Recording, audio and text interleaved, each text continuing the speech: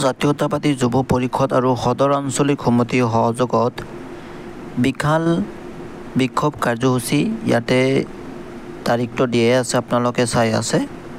অহা 5 অক্টোবৰ তাৰিখে দিনৰ 12 বজাত বিক্ষোভ কাৰ্যসূচী পালন কৰা হ'ব। তাতে ইয়াতে আপোনালোকে চাওক, ইয়াতে আন্দোলন এটা আছে আৰু এই আন্দোলনৰ মূল এটা দাবী হৈছে, এই দাবীটো হৈছে মুখ্যমন্ত্ৰীৰ আত্মনিৰ্ভৰ অসম অভিযানৰ যিটো চিলেকশ্যন কৰা হৈছে তাতে গেৰুৱাকৰণ কৰা আছে, সেই গেৰুৱাকৰণ বন্ধ কৰিব লাগিব। গেৰুৱাকৰণ বন্ধ কৰা মানে ইয়াতে বিজেপিৰ কথা কোৱা হৈছে। তাতে বিজেপিৰ মানুহক চিলেকশ্যন কৰা কথা ইতিমধ্যে প্ৰশ্ন উত্থাপন হৈছে আৰু ইয়াৰ মানে এনেকুৱা চিলেকশ্যন কৰাৰ বাবে যোগ্য যুৱক যুৱতীসকল নিৰ্বাচিত পৰা বঞ্চিত হৈছে।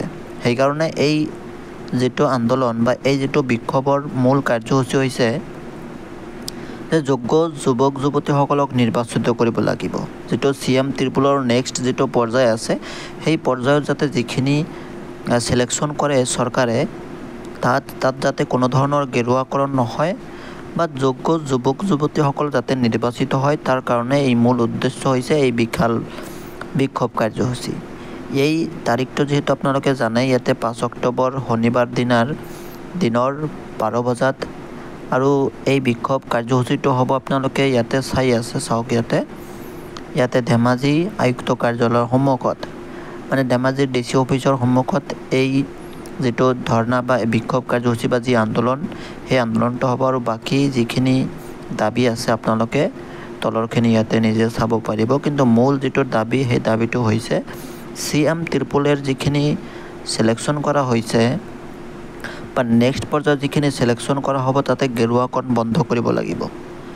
কাৰণ বৰ্তমান যি প্ৰশ্ন উত্থাপন হৈছে ইয়াতে বহুত এনেকুৱা আমি উদাহৰণ পাইছোঁ এতিয়ালৈকে, কি যে ইয়াতে বহুতে কৈ আছে, যিহেতু প্ৰশ্ন কৰি আছে যে গেৰুৱাকৰণ কৰিছে, মানে বিজেপিৰ মানুহক দিছে, দলৰ কৰ্মীক দিছে, এনেকুৱা প্ৰশ্ন আহি আছে আৰু আপোনালোকেও চাইছে, আমিও চাই আছোঁ। যিহেতু এতিয়া কথা হৈছে যে যোগ্য যুৱক যুৱতী নেক্সট পৰ্যায়ত যিখিনি চিলেকশ্যন কৰিব যাতে কোনো ধৰণৰ বেমেজালি নহয় আৰু যোগ্য যুৱক যুৱতীসকল যাতে নিৰ্বাচিত হয় ইয়াৰ পৰা, তাৰ কাৰণে আমি চৰকাৰত বিনম্ৰ অনুৰোধ জনাইছোঁ।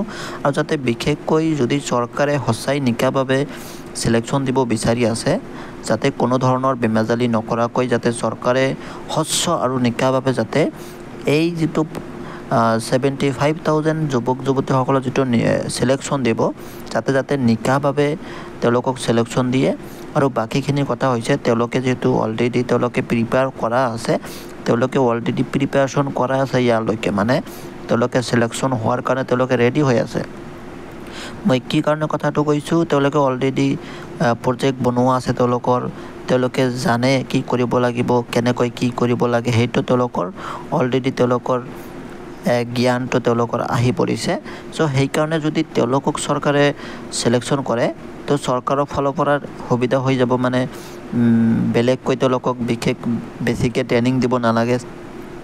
মানে মুঠতে কথা হৈছে যে যিবিলাকে অলৰেডি তেওঁলোকে প্ৰিপেয়াৰেশ্যন কৰা আছে, তেওঁলোকে সেইখিনিক যাতে চৰকাৰে অতি কম সময়ৰ ভিতৰত যাতে তেওঁলোকক চিলেকশ্যন দিয়ে আৰু প্ৰচেছখিনি যাতে স্বচ্ছ আৰু নিকাভাৱে যাতে চিলেকশ্যন কৰে, আমি অনুৰোধ জনাইছোঁ।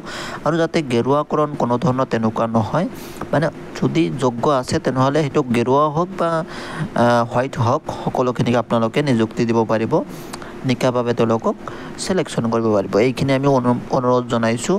আৰু বিশেষকৈ এই যিটো বিক্ষোভ কাৰ্যসূচী আপোনালোকে সফল কৰিবলৈ আমি অনুৰোধ জনাইছোঁ। ধন্যবাদ।